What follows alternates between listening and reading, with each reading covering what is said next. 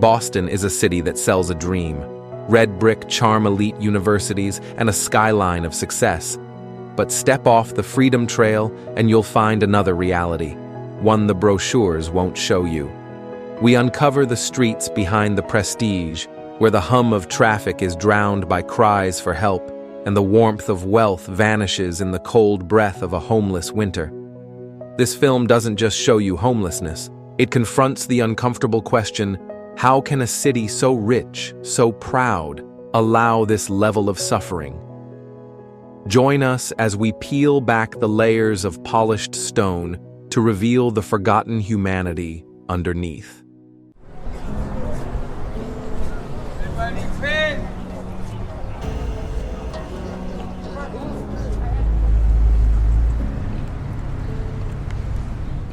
Number 1. Boston's homeless crisis. Over the past 5 years, the number of people experiencing homelessness in Boston has risen by nearly 20%, according to a 2025 report by the Massachusetts Housing and Shelter Alliance.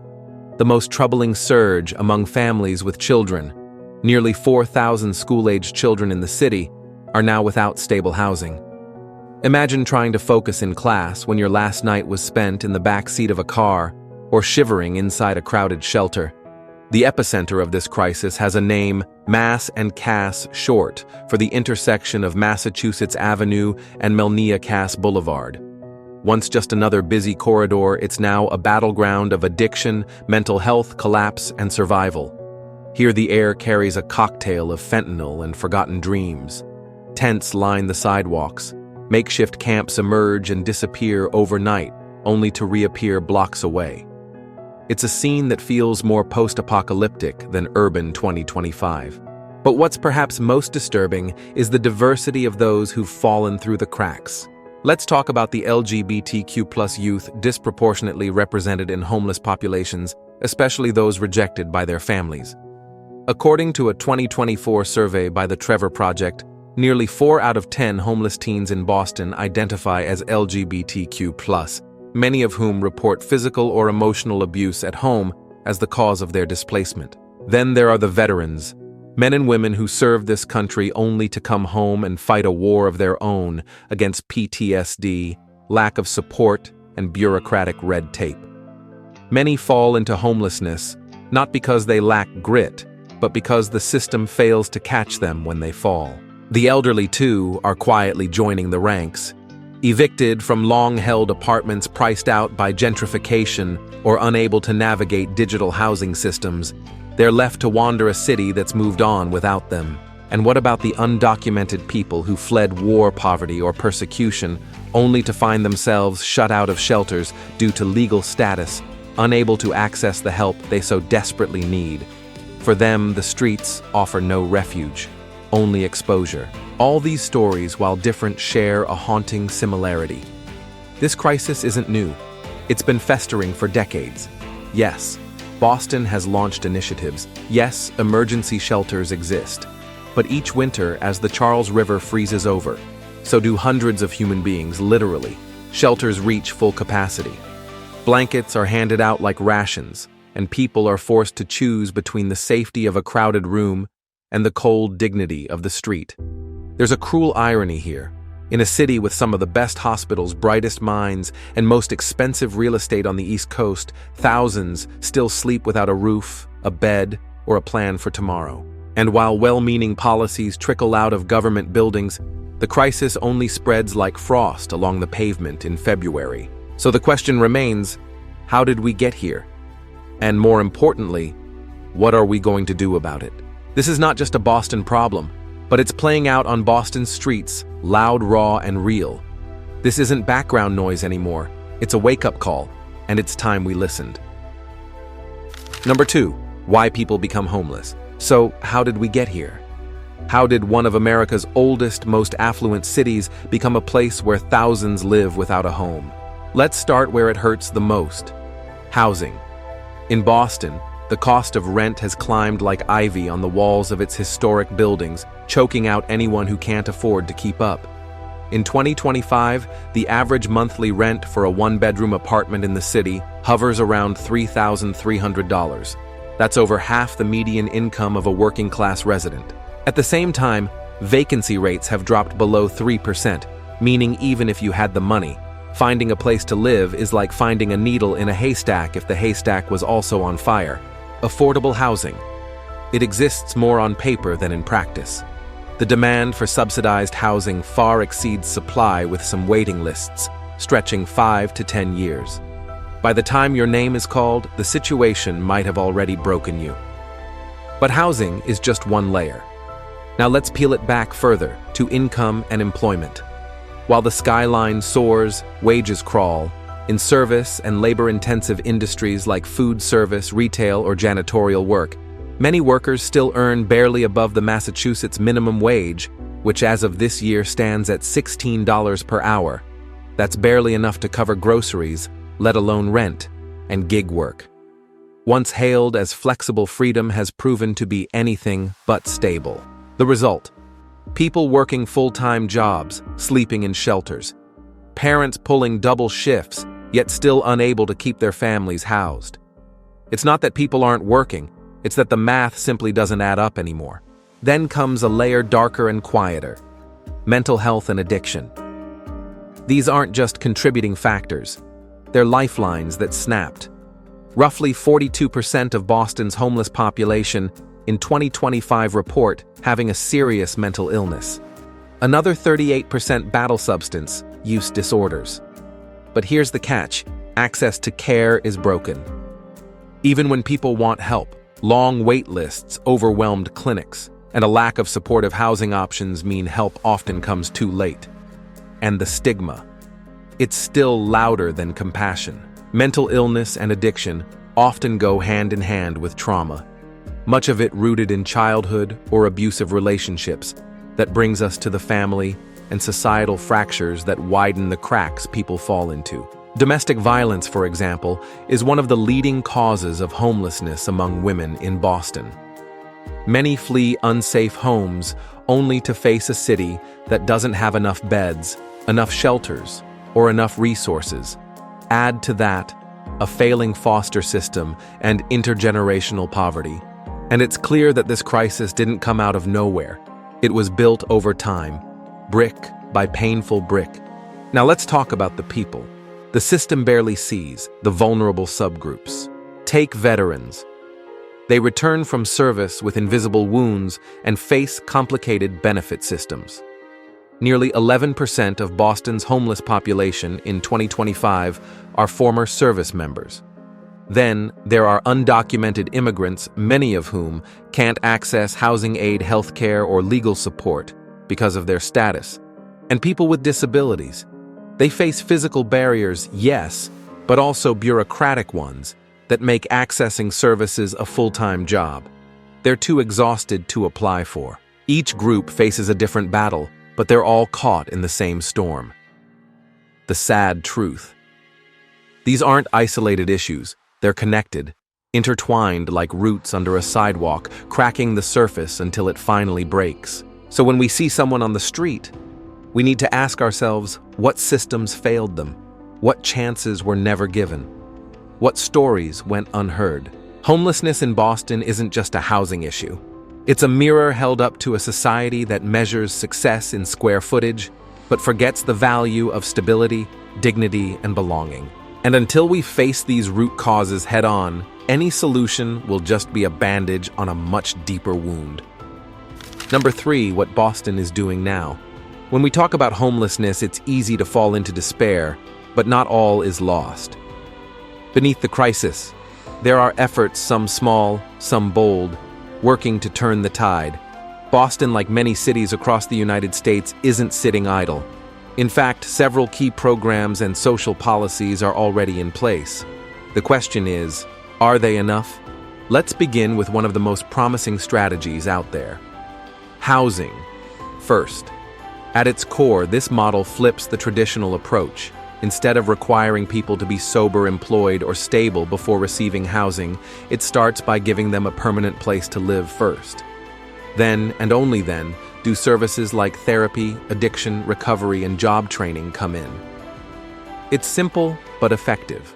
According to a 2025 report by the National Alliance to End Homelessness, cities that adopted housing first saw a 45% reduction in chronic homelessness over a 5-year period. Boston has begun expanding this model, and early results show promise, but scaling it up fast enough to meet demand. That's the real challenge. Now, housing is a foundation, but it's not the whole structure.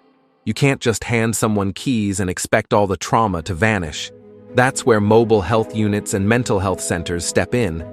These teams, often made up of nurses, social workers, and mental health counselors, travel directly to encampments and shelters. They bring care where it's needed most: the streets. In 2025 alone, Boston's mobile health teams served more than 12,000 individuals, offering everything from wound care to psychiatric evaluations. It's not perfect. There's still a shortage of providers and long waits for follow-up. But for many, it's the difference between life and death. Speaking of survival, winter in Boston is brutal. The kind of cold that cuts through bone, and that's why emergency shelters are so vital. These overnight facilities provide a bed, a hot meal, and often a safe space from the dangers of sleeping outdoors. But here's the thing, they're overwhelmed. During a single freezing night in January 2025, city data recorded 98% of shelters at full capacity, forcing hundreds to be turned away or placed in overflow sites like churches or community centers. Shelters are a stopgap, not a solution. Still, in the dead of winter, a cot can feel like a second chance. But what happens next? After the meal, after the bed, what's the path forward? That brings us to job training and employment support. Nonprofits across Boston have stepped up, offering skill-building programs tailored to people who've experienced homelessness.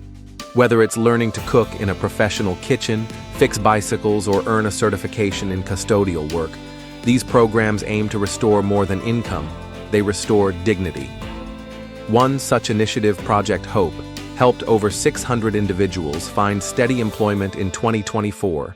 It's proof that with the right support, recovery is not only possible, it's powerful. Still, no amount of training will work without somewhere affordable to go home to. And that's where the city's investment in low-income housing becomes critical. Boston has increased funding for preservation and development of affordable housing units by 30% in the past 2 years, creating new opportunities for families earning below 50% of the area median income. Projects like the Grove Hall redevelopment and the Mattapan Community Housing Initiative aim to offer hundreds of new subsidized units by 2026, but demand continues to far outstrip supply. All of these programs taken together show a city trying. They show compassion, written into policy, help measured in budgets, and hope delivered through brick and mortar. But let's not pretend the system is perfect. Many fall through the cracks. Red tape delays access. Services don't always reach those most in need. Still, if there's one thing this crisis has taught us, it's this. You can't end homelessness without both heart and infrastructure. You need shelter and support, housing and healing policy and people. And in Boston, those seeds have been planted. The next step, making sure they grow. Number 4, real stories from the streets. Behind every statistic, there's a heartbeat. And behind every tent pitched on the sidewalk, there's a story. Homelessness in Boston isn't just about policy, it's about people. People like Anthony, like Maria, like Jaden. Let's step into their world for a moment. Not as observers, but as listeners. Meet Anthony, 52 years old, a former construction worker and Army veteran. After suffering a back injury on site, he lost his job. The medical bills piled up. His marriage ended, and before he knew it, Anthony was sleeping under an overpass near South Bay. He tells us, it wasn't just the cold. It was the silence, like I didn't exist. But through a Housing First program in Roxbury, Anthony got an apartment, a case manager, and access to therapy. In 2024, he started working part-time at a local hardware store. It's not much, he says, but I got my name back. I'm not just another guy on the street anymore. Now let's shift to the front lines where compassion is a full-time job. Nurse Kelly has been with Boston Healthcare for the Homeless for 7 years. Every morning she loads her van with medical supplies and drives toward Mass and Cass. Her team treats abscesses, distributes clean socks, and checks blood pressure in parking lots. "We're not just giving band-aids," she says. "We're building trust one conversation at a time." In 2025, her team served more than 12,000 patients. But what she remembers most, the people who come back not for medicine, but just to say thank you. Then there's Jaden, just 16 years old, living with his mom and little sister at a family shelter in Dorchester. At night, they share one room with 2 bunk beds. During the day, Jaden goes to school and works part-time at a corner store. "People think if you're homeless, you're lazy or dangerous," he says. "But I'm just trying to keep up with homework." He dreams of becoming a teacher, and thanks to a nonprofit scholarship fund, he just might. In Boston's public school system, more than 4,000 students are considered homeless. Jaden is one of them, but he's also proof that hope still has a heartbeat. Maria and her husband, Jorge, arrived in Boston from Honduras 4 years ago, escaping gang violence. They've been working under-the-table jobs, cleaning homes, washing dishes, anything to stay afloat. But without legal status, they can't apply for housing assistance. When their landlord raised the rent last year, they were forced to leave. "We sleep in the car," Maria says, holding her toddler close. "But we pray. We believe in this country." Community groups like the Boston Immigrant Solidarity Network are trying to bridge the gap, but the barriers are steep. In 2025, an estimated 22% of Boston's homeless population are undocumented immigrants, many living in legal limbo. Each of these stories is different, but they all echo one truth. Homelessness is not a moral failing, it's a societal one. People fall through the cracks, not because they're weak, but because the system is. And yet there's something else running through these voices. Something stubborn, something beautiful, resilience. These are not just tales of suffering, they're reminders of what's possible, that dignity can be rebuilt, that second chances exist, and that compassion still matters. Because in the end, homelessness isn't just a crisis, it's a test of what kind of society we want to be, a test of whether we see people like Anthony, Nurse, Kelly, Jaden, and Maria as burdens or as neighbors. So as we continue this journey through Boston's streets, through its shelters, its clinics, its classrooms, we leave you with this: homelessness isn't a destiny, it's a story still being written, and we all have a role in how it ends. Number 5, how the community helps. When we think about solving homelessness, most of us picture government agencies or giant nonprofits. But the truth is, real change often begins with ordinary people doing extraordinary things. In Boston, communities are stepping up not with grand gestures, but with simple acts of humanity that ripple outward. It's these grassroots efforts that are quietly rewriting the story. Let's start with volunteers. Every night when the city sleeps, hundreds of them move through parks, transit stations, and underpasses with hot meals, clean socks, and words that say, "You still matter." Organizations like Pine Street Inn and Boston Warm rely heavily on locals to provide more than food, they provide connection. In 2025, volunteer-based efforts helped serve over 1 million meals across shelters and mobile units. And it's not just food. Lawyers donate their time to help people navigate housing courts. Retirees teach computer skills or help build resumes. Students run coat drives in winter. No gesture is too small when it meets a basic human need. Then there are the social enterprises businesses that see beyond resumes and look straight into potential. Take Haley House Bakery Cafe, where formerly homeless individuals bake bread, serve coffee, and get a fresh start. Or Commonwealth Kitchen, which offers culinary training to people who've hit rock bottom and want to rise again. These aren't just jobs. They're second chances woven into every shift. And they work. A 2024 impact report found that 72% of program graduates remained stably housed and employed a year after placement. That's not just progress, that's transformation. But the community's role doesn't end at soup kitchens or job training. Some go a step further, reimagining what housing can be. Across Boston, local groups are working with city planners to develop innovative models of affordable living. Think small homes with big impact. The tiny home village in Mattapan, built in partnership with neighborhood residents, now houses 20 people who used to sleep outside the T station. Each unit is under 200 square feet, solar-powered, and built in part by volunteers. The project costs less than traditional shelters and gives residents something. Shelters often can't: privacy, autonomy, and dignity. In Dorchester, a community garden run by formerly homeless individuals now supplies fresh produce to local shelters and soup kitchens.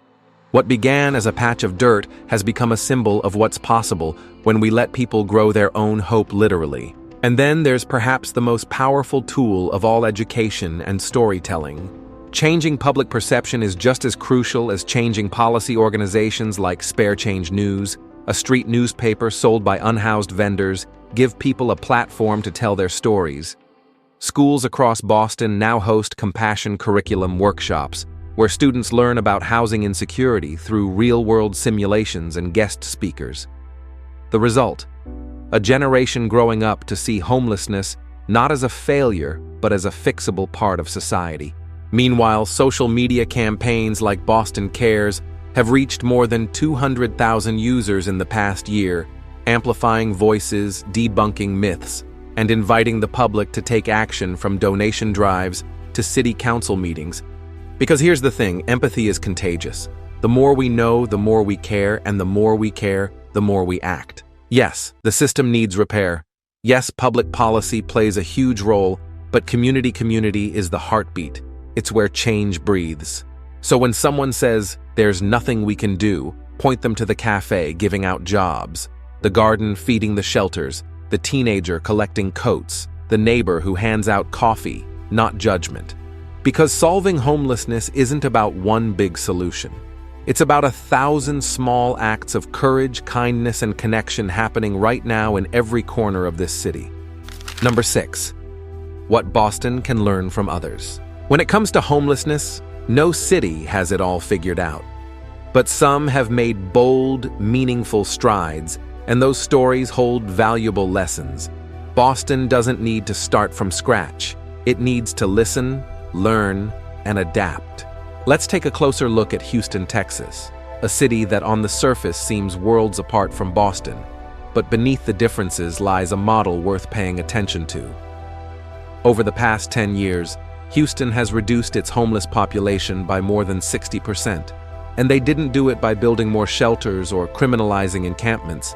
They did it by embracing one key principle: housing first. Here's how it worked. Instead of asking people to earn housing by getting clean or employed first, Houston gave them a home immediately.